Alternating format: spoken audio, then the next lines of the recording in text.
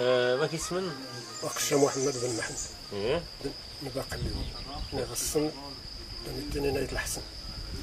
Je m'appelle Waksha Mohamed. Je suis naïf d'un ners qui s'appelle Aït Lahsen du village du Baklew.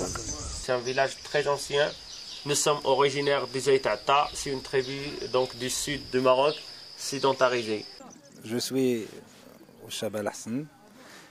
Je travaille à l'agriculture à Douar Aïdzeri. Je plante des pommes et pommiers. Et aussi un peu d'élevage.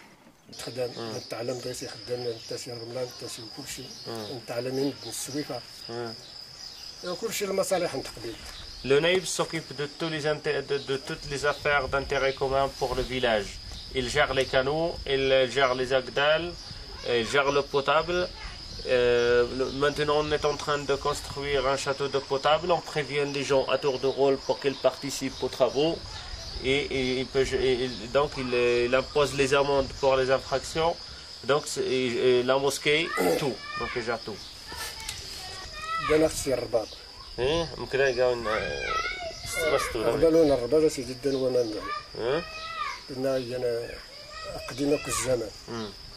Notre village est alimenté en nos délégations par une source qui se situe tout en amont au village Rbad.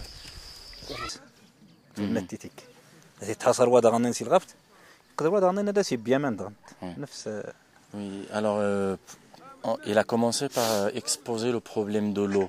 Donc au niveau de la vallée de Bouguemez, on va parler de deux parties. Le haut de la vallée, il y a un manque très remarquable au niveau de l'eau, c'est-à-dire que presque la moitié des douars du haut de la vallée ils n'ont pas d'eau suffisante, surtout la période des cultures, c'est le printemps et l'été.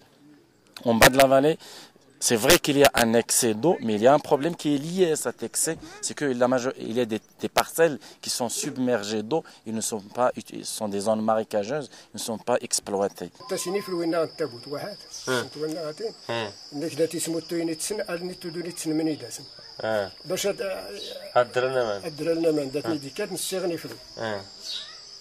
On nous racontait, donc après l'installation du village de Rabat, donc il y avait une guerre sur l'eau.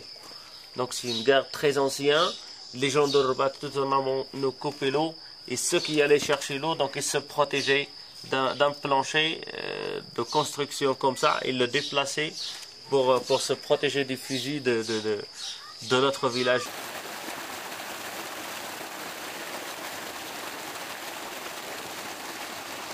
Ces conflits, c'est souvent des réminiscences d'opposition historique entre des fractions qui étaient alliées à d'autres groupes hors de la vallée lors de ce qu'on appelait le Bled Siba, c'est-à-dire une période de tension dans les montagnes de l'Atlas où les groupes étaient constamment en conflit. Donc souvent ce qu'on voit là, c'est des réminiscences de ces anciens conflits.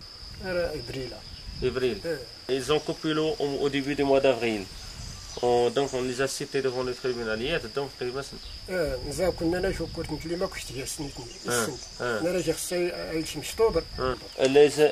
irrigants de Rabat disent que nous on n'a pas de tour d'eau avec eux et qu'on n'a pas droit à l'eau de la source. Ils voulaient nous priver de l'eau. Ils ont dit qu'on n'a pas droit de tour d'eau en hiver.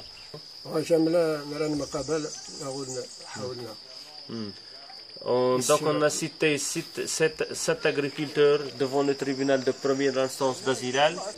C'est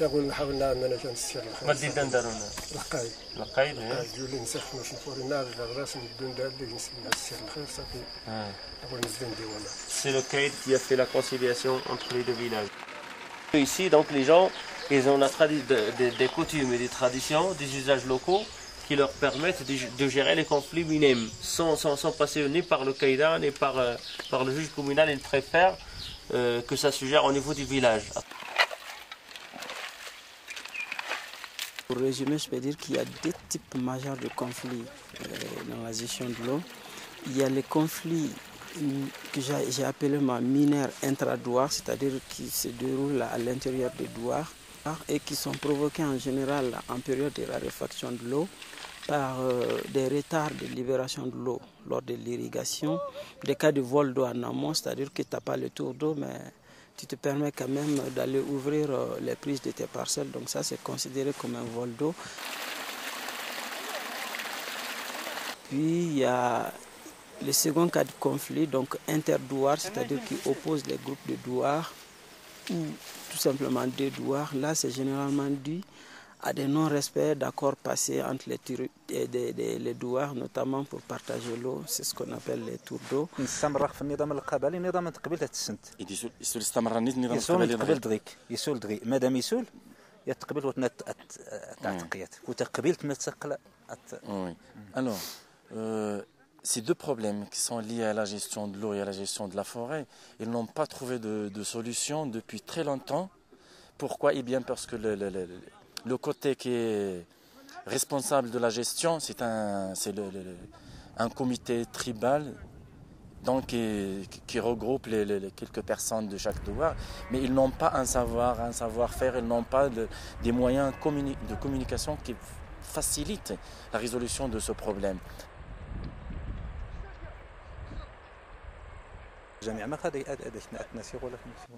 Oui, la solution proposée, c'est de suivre l'exemple qui a été exposé hier au cours du séminaire, du côté d'un Français qui a dit que voilà, chez eux en France, il y a trois choses qui sont réparties d'une façon équitable entre les gens, c'est l'eau, la forêt et les chemins. Si on arrive à réfléchir autrement sur ces problèmes-là, si on arrive à les mettre aux mains des associations et des élus de la tribu, peut-être qu'il y aura une solution. Le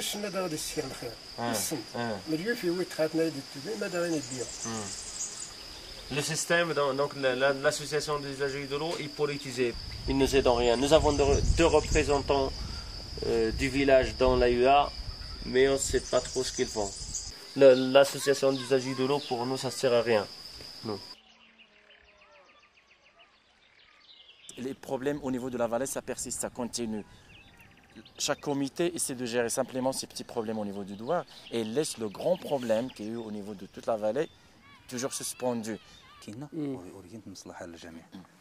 Donc pour lui, pour avancer un petit peu et trouver des solutions à ce problème, il faut décentraliser le système de gestion de la main des comités des douars à la main d'un grand comité qui va gérer les problèmes au niveau de toute la vallée.